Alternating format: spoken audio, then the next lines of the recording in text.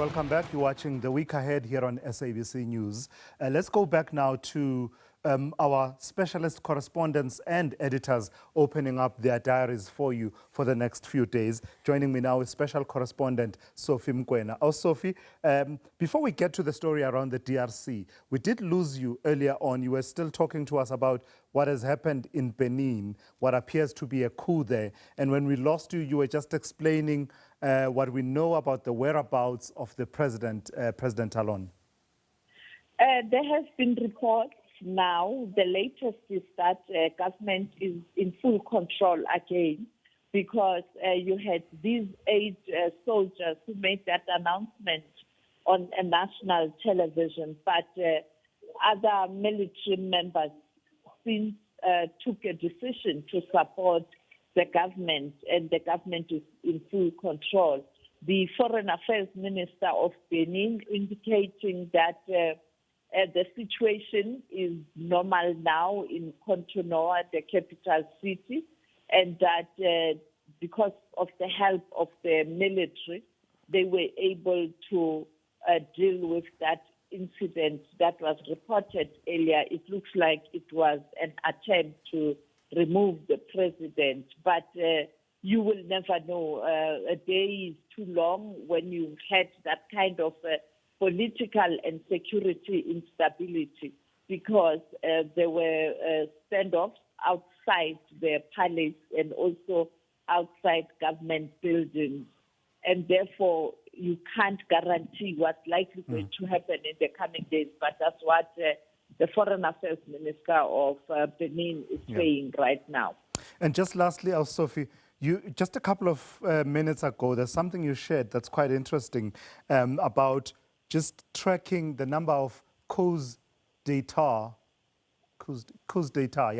that have occurred on the African continent in recent months and recent years. Just talk me through some of the list. Many of them are concentrated in West Africa, are they not? Yes, they are concentrated in West Africa and Central Africa. You'd recall that the Sahel region, that belt, which is now called the coup belt, Burkina Faso, Mali, Niger, Guinea-Conakry, and last week, Guinea-Bissau. And you also have a situation in Gabon that happened, which is more central but not very far from West Africa. And now you have this attempt, and also in the south, in the southern region, you had that coup in Madagascar that has since hold.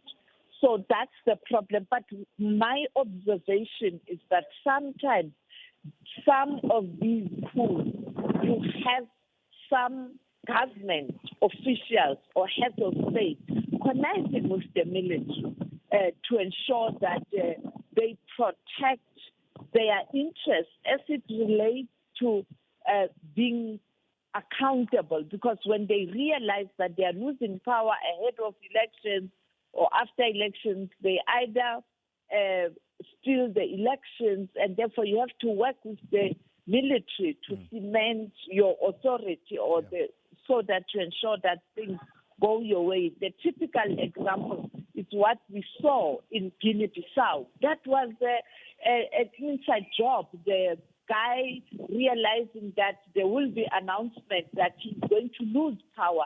Then you saw that coup and him fleeing to Senegal. He didn't stay in Senegal because the leadership in Senegal was divided.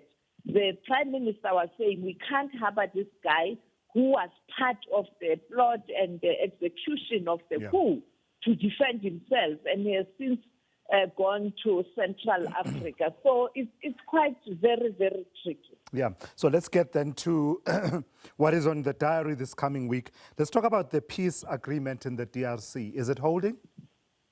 The peace agreement in the DRC is not holding. Fighting has intensified in the eastern part of the DRC. The M23 rebels and other armed forces are making inroads in terms of capturing certain areas in the DRC. You know that the problem of the DRC, it's not only the M23. You have 240 armed forces, and therefore you can deal with the M23, but you still have other armed forces in other parts of the DRC. And therefore, clearly, peace is not holding in the DRC.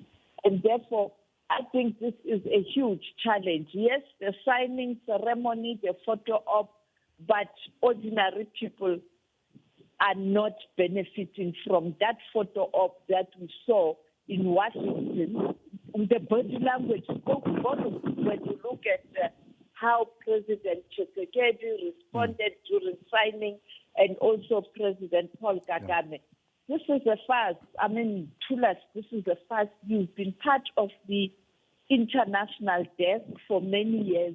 You would recall the Sun City talks and how much money and time and support was there, and everybody was on the table. Yeah. Now, when you don't have everybody on the table, it becomes problematic. In fact, the current Washington agreement, I can say they just dusted the Sun City agreement. The only difference, during Sun City agreement, there was no commitment that the minerals of DRC will be given to any country or to anybody. It was a straightforward peace initiative that was very, very inclusive. But both Kabila and Kagame didn't implement, and here we are. Yeah. And the situation, I suppose, Sophie, is not, in terms of its complexity, is not helped by the rumblings that are now happening between the M23 alliance and Burundi. A couple of days ago, the M23 alliance issuing a statement against Burundi and saying that they are facing attacks, and what the implications of that would be, who knows. But let's move on. Let's talk about preparations for the AU summit next year. How far along the line are we with that? I think the most critical issue will be to ensure that you can't have, since 2021, almost 11 incidents in different parts of the continent where you see the removal of government by military. And it's business as usual. So I think this will have to be high on the agenda. What are the causes? We know what are the causes. Ordinary Africans are restless because they don't benefit. Neither do they benefit in terms of the mineral wealth of the continent. Now, there's restlessness, there's political instability and security instability. But the military uses that vacuum when they realize that people are rising up to quickly, indirectly reinstall the same political system, because they've been part of the political system. And therefore, this is something that I think must be high on the agenda. If you don't deal with development on the continent will never be stable. All right. Sophie, I've got to thank you for that. Sophie Mokoena, specialist correspondent here at the SABC, just tracking some of the international stories that you can look forward to in the coming days.